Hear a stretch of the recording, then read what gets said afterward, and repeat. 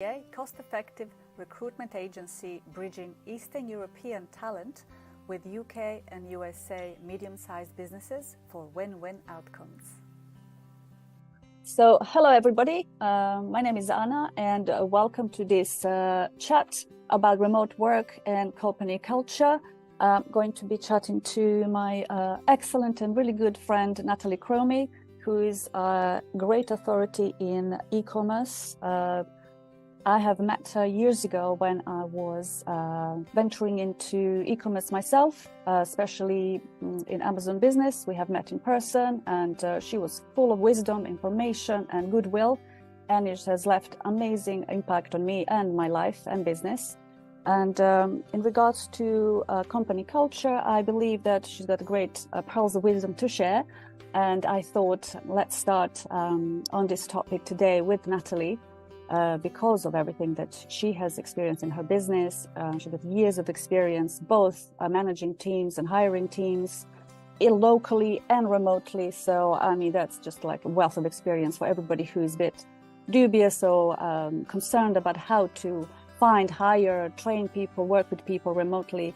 And I have spoken to lots of people who have expressed the worries to me about remote works. And I have spoken to people who are all excited and have best experiences with both works. So it seems to me, Natalie, that there's like two sort of, I think, groups of people. There's no middle somehow. Either they love it or hate it at the moment. So I don't know. So how about we start from you and your experiences in the space of having a business, first of all, and how did that all come about? How did you start with your first company and hiring staff? And if you can just, introduce me a little bit to your experiences, that would be, I think, great to start with.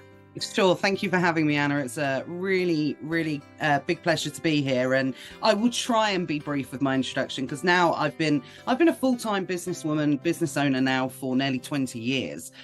So there's a lot of experience and different things within that time. And definitely one of the things you have to be able to do is adapt to different markets and big changes that happen, within the world of either physical selling products, e-com, or digital selling products, which is an area that we cover it, in both and across different platforms. So, we've had a variety of different businesses. Like you said, I've had physical businesses. My husband owned a restaurant. I owned a beauty salon years ago. And, that required a lot of recruitment and physical management of staff in person. I've had a distribution company again, which is something that required a lot of a good mix of remote staff and physical staff as well. So that offered a really good insight to that. But around 7 years ago, that's when we first discovered selling physical products on the Amazon platform, and that's where things had changed. We'd always kept our finger in different pies, to make sure that we weren't reliant on one level of income. Yeah. And when we discovered Amazon, we still had our distribution company, which, to be perfectly honest, the distribution company, it was very trend focused. So it was on a bit of a decline. So we were looking for something else. And that's when we discovered Amazon, originally through the wholesale selling platform, and then eventually going into arbitrage. And then over the last 7 years, you name it, we've done it on Amazon. So we've been very fortunate that we've developed a very high level of knowledge of selling on the platform, not only in the UK, but also selling in the European markets, in the US market, and selling a wide variety of different methods as well. So arbitrage, wholesale, private label, unique bundles, which is obviously what I specialize in as well. But at the same time, we don't just rely on one income source or one income stream. I've been really fortunate that I've been able to monetize our Amazon knowledge as well. So as you know, I teach other people to scale their business on Amazon. I run Facebook communities. I do things like this. I do a live stream every week. And we have different areas of investment as well. So we're currently just building, just in the final stages of building inventory management software, especially for Amazon sellers. So lots of different different areas that we cover. We're still not 100% fully focused on Amazon. We still have additional income streams outside of that, but it's a really nice combination now after all these years of being able to sell physical products in a wide variety of different methods and different global marketplaces, and being able to be part of the Amazon seller community on social media, and being able to help people scale their businesses. So as you can imagine, from that point of view, we've now managed to, increase our workforce. As experienced as I am on Amazon, I would not be able to do all that on my own. So therefore, we've had to take on those members of staff. Yes, of course. And I think from what you have just described, I mean, I can imagine an army of workforce behind you, getting into place what you have envisioned. So, but obviously, when it comes to people who work for you and your organization, it starts from the beginning, really. It starts from having the vision, first of all, right, of your business. What do you want? What are you trying to achieve? And then for me, it matters who I work with and how do I feel when I work with certain people. So I don't know about how do you actually start? What kind of skills or traits do you typically look for when hiring remote workers to ensure that they can be, successful in your company, working with you and your team, and in virtual environment, because that's what we're talking about. And then we can expand.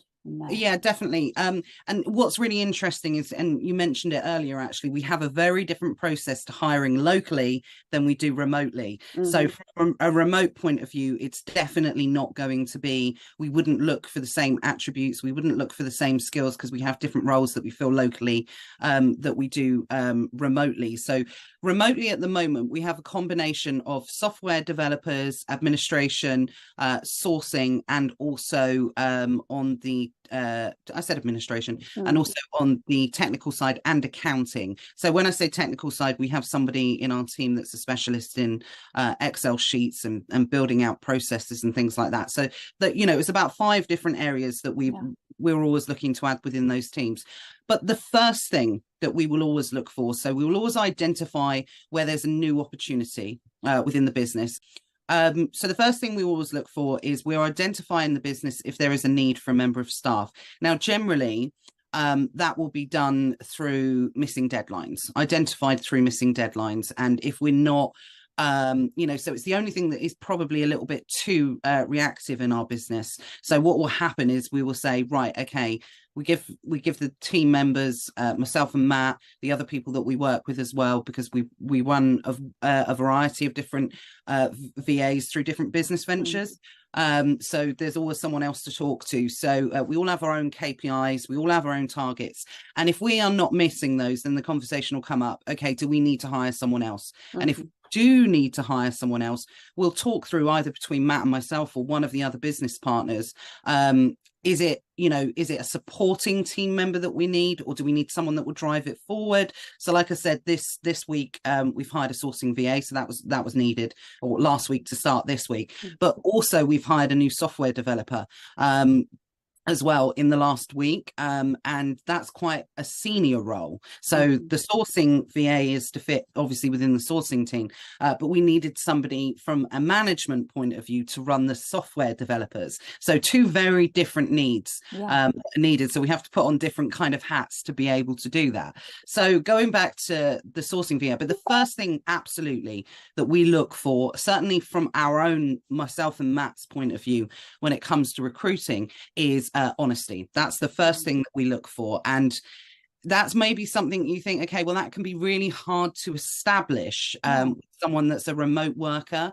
So what I tend to do is try and establish the honesty through my interview technique, which is asking different types of questions and random questions during the interviewing. So I've got quite a solid process when it comes to interviewing. It's almost 3 stages.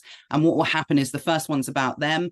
The next one's about, personally about them. The next stage is about them and their work experience. And then the third stage is about the job and the opportunity, that we'll talk about. But what will happen in maybe 4 or 5 questions in, into the personal section about asking them about their family and, you know, and their experience and everything like that, I will just randomly throw something in to say, so which other clients do you work for? You know, Wow.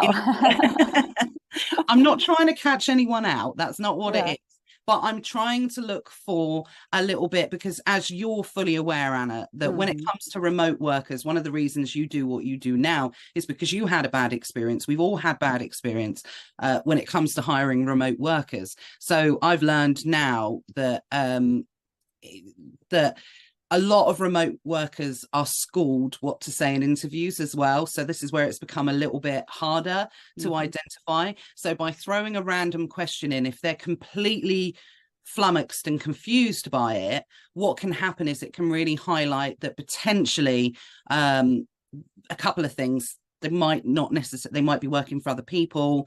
They might be working for an agency, they might be working for, or they might not have the experience because they know what they think I'm going to ask in interview. They can't think on their feet. They might not have the skill set that we're looking for.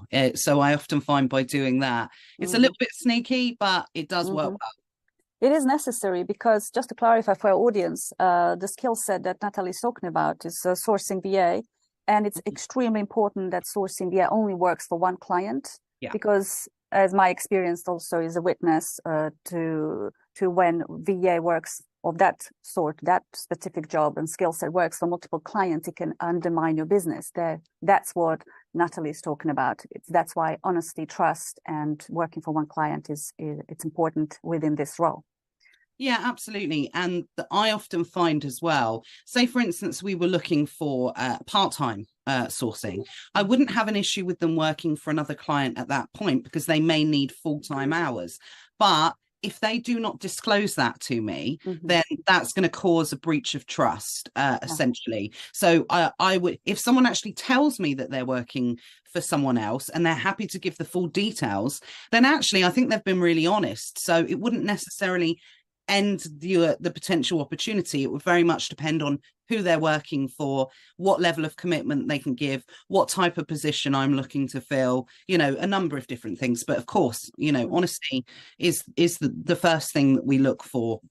And I think you can really establish that, you know, even though someone's remote, I think you can really establish that through one-to-one video interview. Yeah. So how do you personally, from your experience, determine whether a candidate is a good fit for your company or your company culture? Because I heard when people start working for you, they sort of stay forever.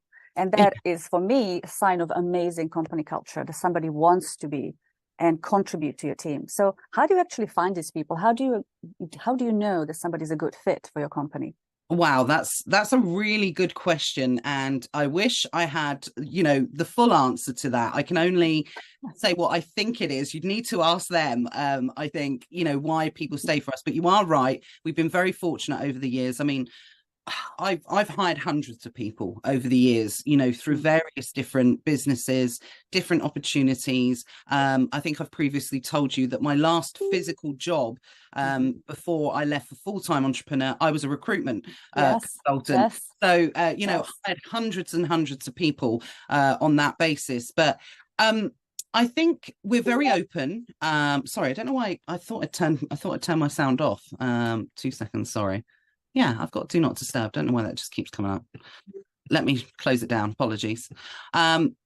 Yes, it was distracting me. Sorry. So again, that honest approach from our point of view, I think we make it absolutely clear what the role is and what we expect. So, you know, I think that's really important to establishing trust. So it's establishing that trust. There's a certain amount of give and take. We pay a fair wage. In the sense that we always pay, you know, if it's a minimum wage job, we wouldn't pay minimum wage, we would pay, you know, slightly above it. Of course, not ridiculously above it, because, you know, you have to pay, but it's fair hours, fair job for a fair wage. And we have a culture, I think, of, we have quite a casual culture. We try and sort of say to people that we want everybody to enjoy coming to work. We want everyone to feel part of the team. We want everyone to have a laugh. But at the end of the day, it is a business. So, you know, providing that you hit your targets, providing you do what you want, you know, in that respect, you know, you can do what you want after that, essentially. So, you know, simple things like we always pay bank holidays. There's no issues with that. We give fair holiday. I think also as well, and again, this is going to be really individual as well. So one of the VAs, one of the remote team members a couple of weeks ago had an accident and with their child. And, you know, the terms of service say that if it's, you know, within 48 hours, then you don't get paid, you know, of notice of letting us know. And with this scenario, we kind of look at everything on an individual basis. And I'll be honest, it's very rare that we don't pay someone. But, you know, we just contacted her to say, look, take your time. She had a young baby before an accident. And, you know, we said, don't worry about it. Take the time that you need and we'll pay you. You know, for that part, you will cover everything. Don't worry about it. Because when you do have remote team members, because they're on a contract basis, they do get very worried about, you know, they very much rely on that income from their family and things like that as well. So we sort of said that. And then the next day she was back at work, whereas we weren't expecting that. So I think it's a mutual respect type thing. But we do have a laugh as well. So we do have a laugh. So I think the bottom line is we're just fair people. So we treat people how we want to be treated ourselves. I think, you know, that's the bottom line of it, really. And how do you ensure that new people who are onboarded to your company are onboarded in the right kind of way? Do you have any tips for creating effective virtual onboarding, like procedures or programs for new? Well, we have a digital wealth of information for our team members to be able to work through. So we will give them a set amount of information. For anyone that comes into work for us directly, like the young lady that joined us today, this week, I make sure as the head of the company that I take responsibility for them for the first couple of weeks at least, ensuring that I check in with them every day. She will eventually move to one of the other remote team workers who will be responsible for her on a day-to-day basis. But I think as the company, you know, as the head of the business, that I feel I want to create the culture that they can come to me if they need to, that I'm approachable, you know, all of these different types of things. So I will be, you know, at least for the next 2 weeks, spending an hour with her every day, running through things, setting her tasks. So between today and tomorrow, she has specific tasks, and you can also use this as a little bit of an indicator as well, because Anna, I don't know if you're a fan of the saying in hire slow, fire fast, essentially, which is, if at the early stages you understand people are nervous, you understand people might take a little while to get used to things. But I often find if you give a very clear set of instructions and directions about what you expect within a certain period of time, and if that at the early stages is not delivered on, then it begs the question, okay, did you not understand what the task was? If not, okay, please let me explain again. And that in itself, if you're getting 2 or 3 days of not an understanding and the work is not being completed, because everybody comes for a month's trial to start with, paid trial, which is something I recommend. I said this to the young lady the other day, because she had spoken to someone else who asked for her to work for free, for a free trial, which I don't agree with. It's not respectful to someone's time.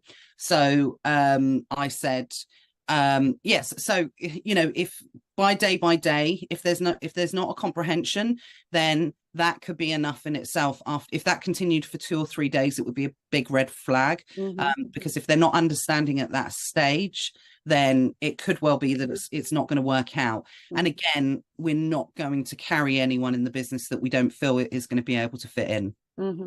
So following on that topic, how do you measure the success of your onboarding or training for remote workers? Is there any metrics? You said you have KPIs. what kind of metrics do you use to track progress and identify areas for improvement or dismissal if, this if it's not working out?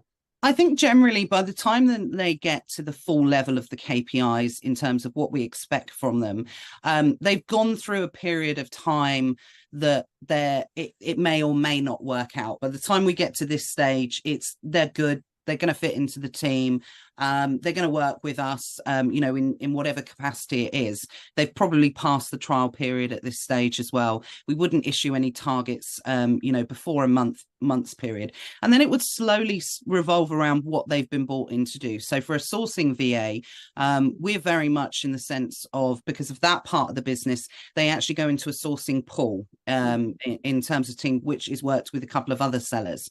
And there's currently 6 members in there at the moment. So when you have that amount covering 3 different sellers for one business model, what you can't have is lack of quality of leads. And it's definitely something we want. Quality, not quantity, because if you can imagine for the purchaser, for them, if you have 4 or 5 different VAs in that section who are purely sourcing, then we've got one admin and 1 purchaser. If you have 60, 70 deals a day coming through, it's not viable for for them to be checked.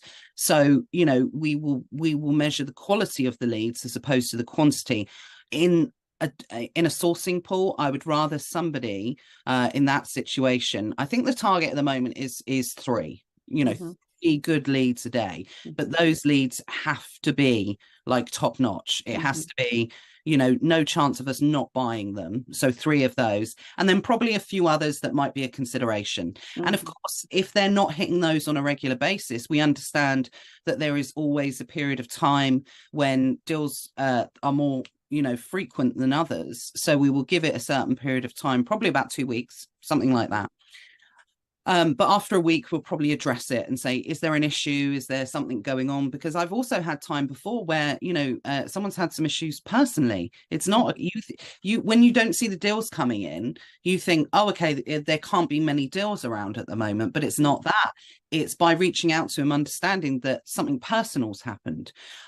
So from my point of view, that was a learning curve for me, because I haven't made it clear to that member of the team that they should contact us in the event of an issue. So that's part of our onboarding now. We give all of the details. If you we give a period of time that they have to contact us due to power outages, due to sickness, due to family issues, things like that. And again, it's just a combination of monitoring all of those. And if it happens once in a blue moon, and they don't meet that KPI for whatever reason, of course we understand, everyone's human at the end of the day.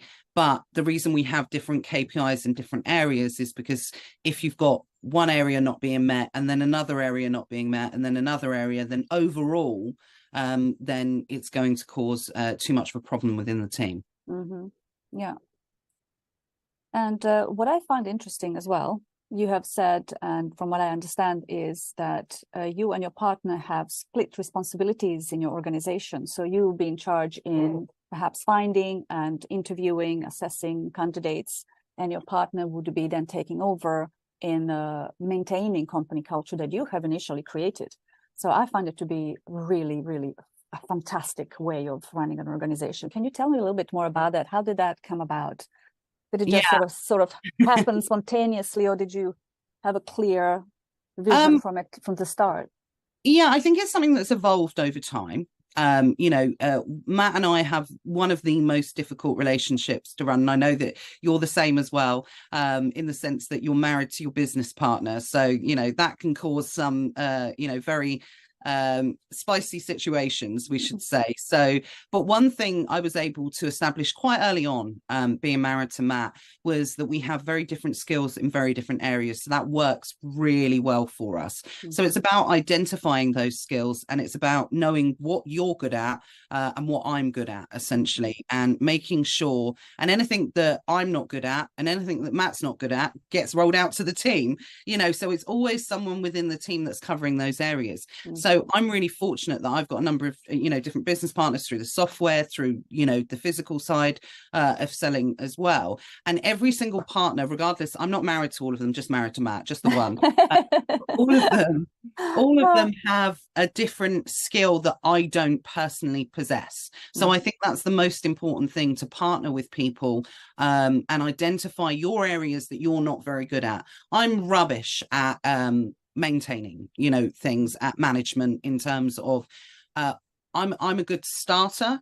As in the sense, I tend to do a lot of what the start of the process is, and then the next part, anything that requires procedures, anything that requires constant update, like accounting, you just wouldn't put me in charge of accounting, because I would just get fined continuously, because it just wouldn't, it's not my priority which is ridiculous to say that, but my brain doesn't work like that. My brain is one of the I produce, whereas so it's important for really to identify what you're good at, and then have regular communication with whomever you're working with to say, look, this isn't working, I'm trying to do this, whereas I'm not very good at that. Or I never say I don't enjoy anything. So what I mean by that, there's a difference between not being good at something and not enjoying something. There's plenty of things that I still do on a regular basis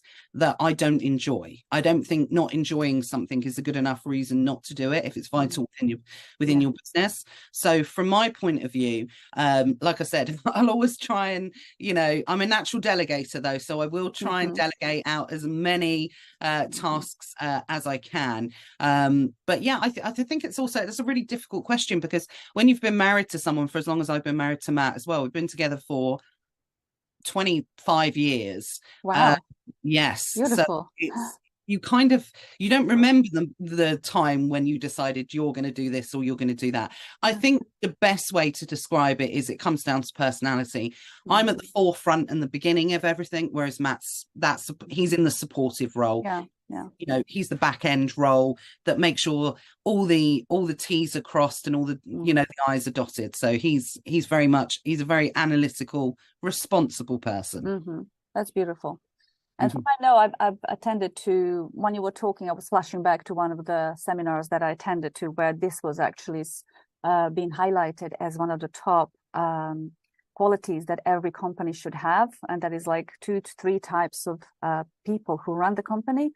And you and Matt have these qualities, and therefore that apparently makes sure that company is successful and in a business for a long time. And you have just demonstrated that this is the quality that has proven to work over time. Yeah, absolutely. I can't remember the exact terms. It's like operator, isn't it, or manager, or those different types of roles. Matt and I have discussed that, and we've been through that in the past, and it's so funny because you think, oh, okay, well, how can everybody fit into certain categories? Only 3 or 4 different categories, but it is very much true. And the one that I feel is the kind of creative, the operations side. I can't remember what they are specifically, but Matt is like the CEO. He's the one that runs the business essentially. So but it is true. And a few years ago, maybe 10 years ago, I would have kind of laughed off all those type of things, but it is so true. Okay, so for the end, is there anything that you would like to add about your way that you run the business, how happy you are in your current situation with your remote teams? What would you like to add or change or introduce in the future? I think we've got it to a good level now that I'm pretty happy. There's definitely new roles that are going to need to be created due to different ventures moving forward. There's still things that I've identified that I'm still doing in the business that will need to be outsourced at some point, but there always has to be it has to be a certain level of restraint, because you can't hire 20 remote workers all at once and expect them all to be brilliant. You need to hire someone, have them part of the team, make sure they're the correct fit for you and them. I make it absolutely clear to any person that we eventually hire or, induct into part of the team, that it has to work for them as well. It's not just about working for us, because at the end of the day, if you've got someone in the team that doesn't feel like it's working, or someone in the team isn't happy, that's only going to reflect in their results. I'm not interested in wasting anyone's time. So there's a couple of things that during the interview process that I'm really strict on. Like I said, I reiterate the job, the opportunity, the responsibilities. I look for different red flags, all of these different types of things. So there's a few areas that we want to expand into on the marketing side of things, more so having people to create different areas of social media and things like that, which we've never done before. We've never recruited anyone for those type of positions. So that's going to be a new challenge that I'm going to be looking forward to, and probably asking for your help on that one, Anna. Thank you. It's been my pleasure. One thing I'm very good at is if I do not have experience in something, then it's definitely making sure I go down the route of procuring the services of someone that does have that, because it's too important. It's, I haven't got time to be messing around with different people and recommendations, and in this business, relationships and networking so important, knowing who to trust and who not to trust.